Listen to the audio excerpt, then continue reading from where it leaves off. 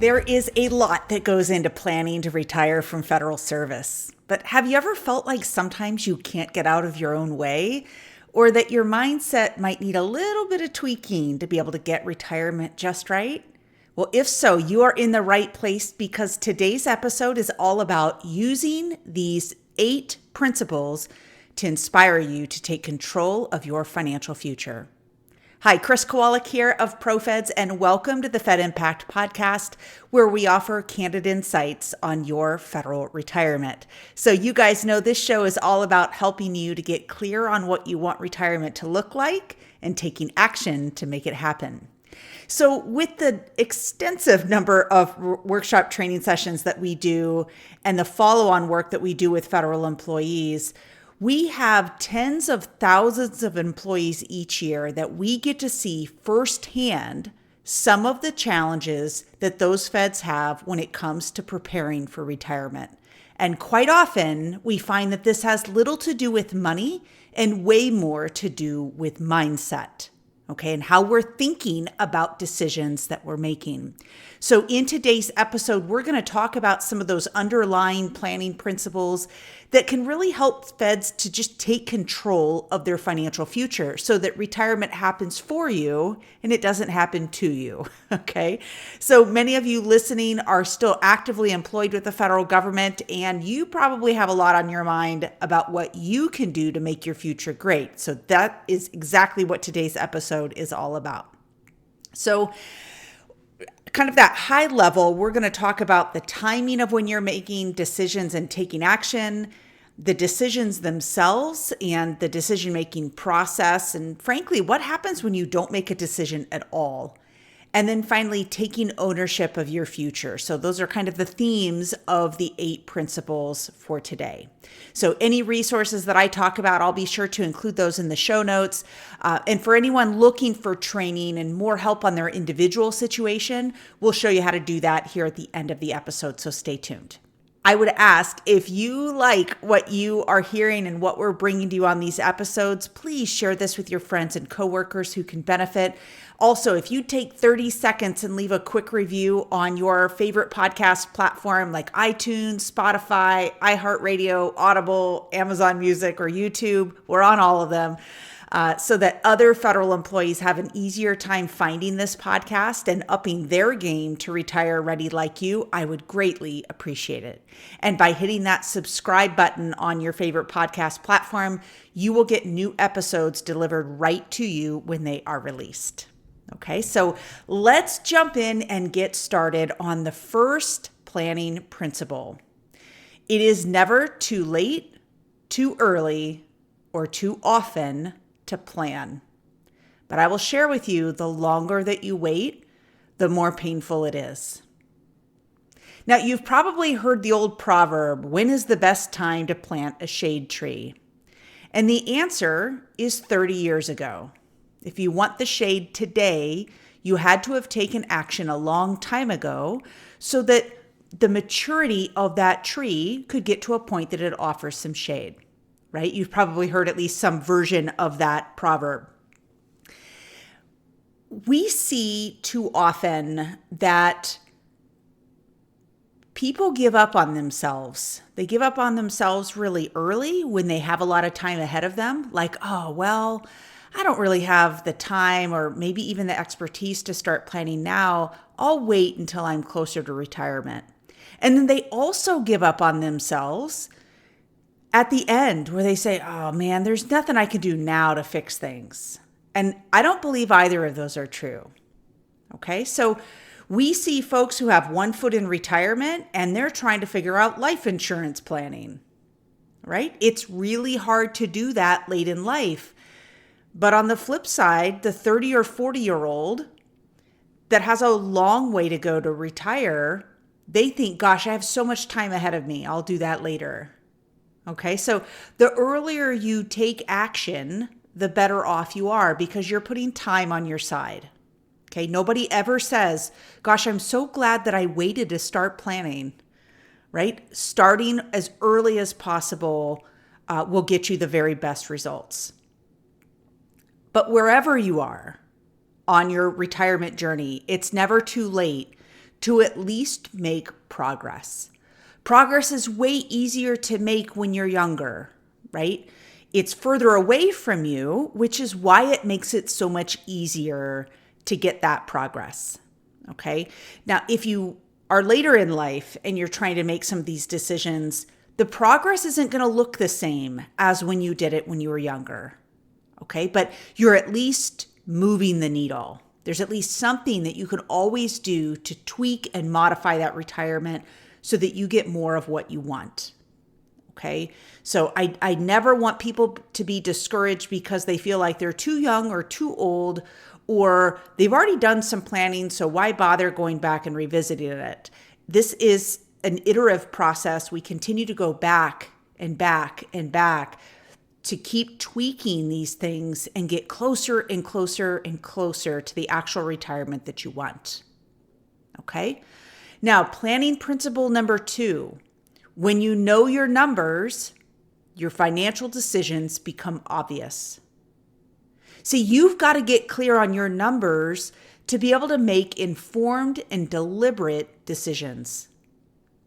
If you have no idea what the numbers tell you, you're going to have no idea how to make decisions, right? If you bury your head in the sand and you say, I think retirement's probably going to be all right, right? The government's probably figured some of this out and it'll be fine.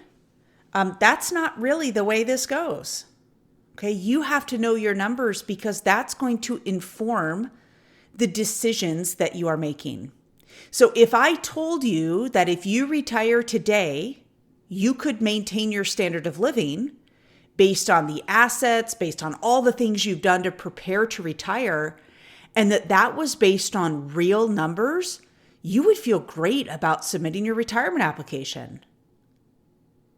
But at the same time, if I told you, hey, listen, we ran the numbers, and the lifestyle that you were hoping to be able to have in retirement, that standard of living that you wanted, you're not going to be able to maintain that based on your numbers. I hope that information is as equally valuable. It might not be what you want to hear, but it's hopefully as equally as valuable to you because now you know the numbers aren't lying. The numbers are speaking to you. And because we're willing to take the time to figure out what those numbers are and to do what we call stress testing your retirement, like based on all the years that you have to go in retirement, and the assets and the income and all that you have, how are things going to look? Can you live the life that you want? And I hope that you can, but hoping is not enough here. We've got to really dig into the numbers so that you know what decisions need to be made. Do you need to save more? Do you need to spend less, right? There's all sorts of financial decisions that can be made. But if you do not know your numbers, you are flying blind in retirement. And that's not fair to you or anyone else around you because you're not doing so from a place of real numbers to get it right. Planning principle number 3, you are free to choose, but you are not free from consequence. Every decision that you make yields an outcome, even when you make no decision at all. Okay, every single decision that you make has an outcome, even if we don't like it. And when you make no decision at all, that's making a decision too, right? Taking no action. Here's the deal though, when you take no action, it likely doesn't yield the outcome that you wanted. It's just the default. It's the status quo. If you let someone else make those decisions, right? By virtue of you not making one, what you get will probably not be what you want. We always have to be thinking, what actions am I taking? What decisions am I making that will affect my life, my family, the others who depend on me? What does this look like? And if we take responsibility for the choices that we make, good or bad, then we can choose to be in the driver's seat of our own future. Okay, in this case, we're talking about retirement planning, but this really goes into effect in all parts of our life if we're really being honest with ourselves about the consequences of the choices that we make. Okay, we are free to choose, but we are not free from consequence. We have to always be thinking, what effect does the decision I'm making right now ultimately have on me? Okay, planning principle number 4. If you don't make a decision, someone will make it for you, and you might not like it. Now, that someone might be the government. If you fail to make elections when you go to retire on certain portions of your benefits, some of those decisions are going to be made for you. Okay, that might be by the IRS. That might be by OPM and your agency. So if you fail to make decisions, there are defaults that are established. Okay, that also might be your family being required to make decisions. Maybe you're ill-equipped or have passed, that your family's ill-equipped to make the decisions because they don't understand the consequences of those decisions. But someone's going to have to make those decisions for you, and you might not like it. Frankly, I would rather you be in control of the decisions and make them for how they serve you and your family the best, instead of waiting for those decisions to be made on your behalf. A really good example here is for those of you who have the Federal Employees Group Life Insurance. If you fail to make a decision about what you want to have happen to your life insurance in retirement, the default settings for the basic A, B, and C are that they reduce in coverage. Some go all the way away, right? A complete full reduction of those benefits. And others go almost all the way away, and that is down to 25% of their value. Okay. And if you really needed that life insurance, maybe you're uninsurable. You have some health conditions that will keep you from being able to get life insurance out in the private sector, and that was your only chance to have it. If you fail to make an election, the default is that the vast majority of that coverage goes away. Okay, so we have to be thinking about these things and be proactive in those decisions. Now, planning principle number 5. It's okay not to like the government's solution to your problem, but you still have a problem that needs a solution. Listen, you guys have some really great benefits. My husband just retired from federal law enforcement. I understand the benefits maybe from a little bit different of an angle as a spouse, plus, of course, the work that I do here at ProFeds. But I'll tell you, it's okay not to love the solution that the government has created for you. How could they possibly, they meaning the government, how could they possibly make the best decision for the millions of active federal employees and frankly, the millions of retirees out there? Right? No standard election is going to solve perfectly for the needs of all of these different types of families who are in all sorts of different financial circumstances. But we have to understand that the solutions that the government has set forth for these life insurance policies, protecting your pension, long-term care solutions in the event that you need some long-term care, things like saving for retirement through the TSP, right? All of these have good elements to them. The question is, do they continue to serve you and your family well in retirement?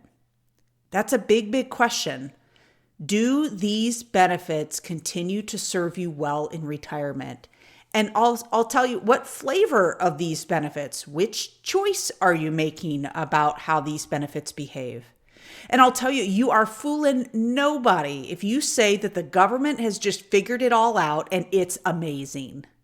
That is not how any employer-sponsored plan works, even when you work for the largest employer in the United States. They have an acceptable solution for a lot of people, but it's not the end-all be-all, I promise you. You would be very, very wise to look with a critical eye on all of those pieces of your benefits that you have to make, those decisions that you have to make, so that you get the very best out of those benefits that you possibly can based on your situation. And it might not be the default that the government has set for you. If you don't like the government solution to your problem, it doesn't mean you don't have a problem. It just means you don't like the way the government's trying to solve it. Then if that's you, then you need to look out perhaps to the private sector to start solving some of those problems on your own. And a little unknown fact that a lot of folks are kind of surprised to hear, the vast majority of the government benefits that you enjoy are underwritten by private carriers. You probably know that your FEHB plan is underwritten by private carriers because it's obvious when you are selecting them, right? Blue Cross Blue Shield, Aetna, Kaiser, whatever the program is that you've selected. But did you also know that your life insurance is underwritten by a private carrier? So when you die, that check isn't cut by the U.S. Treasury or your agency or OPM, it's cut by MetLife. So don't be afraid to go look out to the private sector to see what other types of solutions might end up serving you and your family better in retirement. Because frankly, these benefits are a private product in a government wrapper. So don't be afraid to go look out to other solutions. All right, planning principle number 6. The hard conversations are always worth having. But get ready to get uncomfortable, even if you're talking just to yourself. See, here's the deal. When we're talking about something as important and as big as retirement planning, we have to be willing to have the hard conversations, right? We might, get a little bit of that icky feeling, right? Sometimes we have that hard conversation with ourselves of like, what am I willing to live with? What do I really want out of retirement? How's this going to work? But having those conversations with yourself, you have to get real, okay?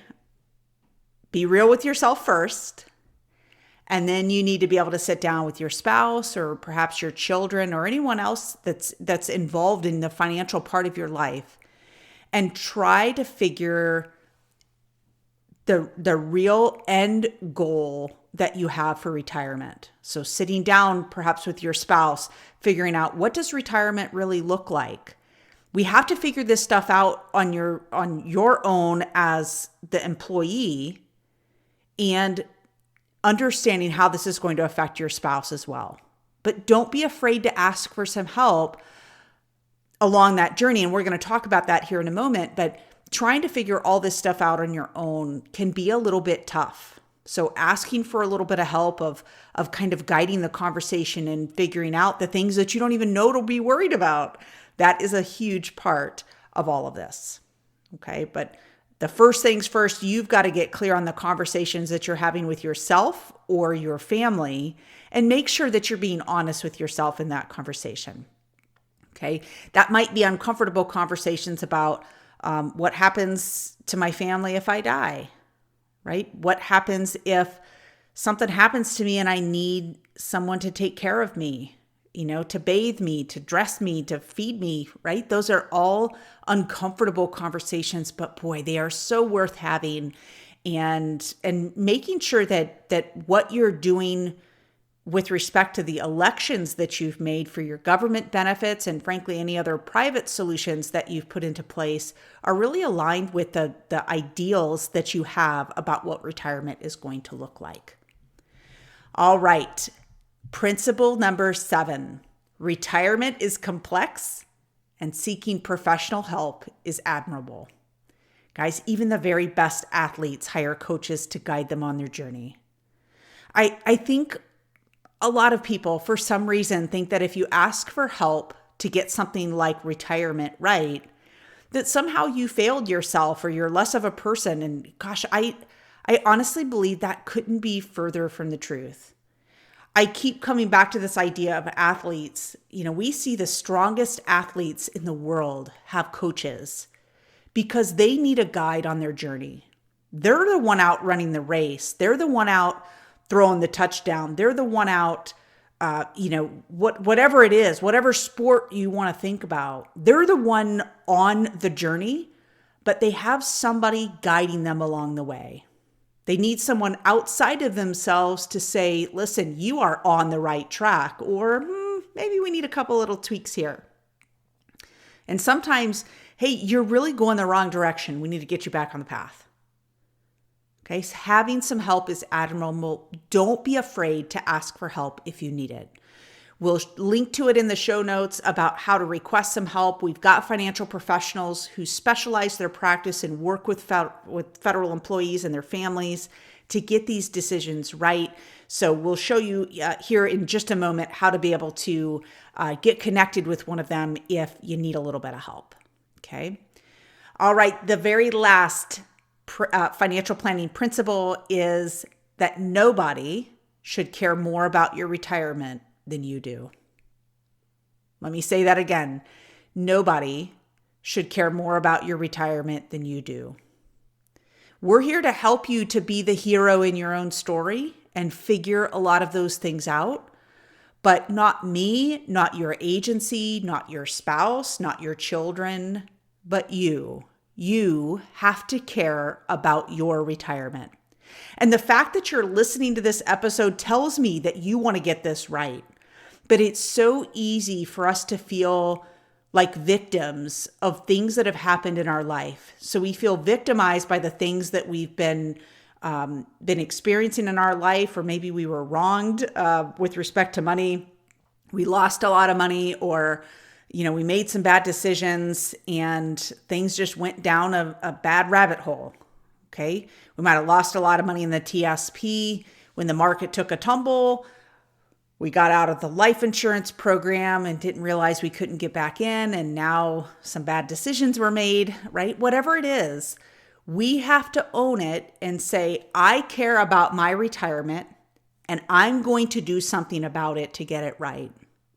And when you put yourself in the driver's seat of these decisions and you are willing to take responsibility for all of your decisions, you get to become the hero in your own story. It's not your HR department. It's not OPM. It's not TSP. It's not the IRS. It's not any of these agencies out there. Okay, you get to be the hero in your own story because you are the one willing to figure out all the details, make the appropriate decisions based on real numbers, and you get to reap the benefits of a great retirement.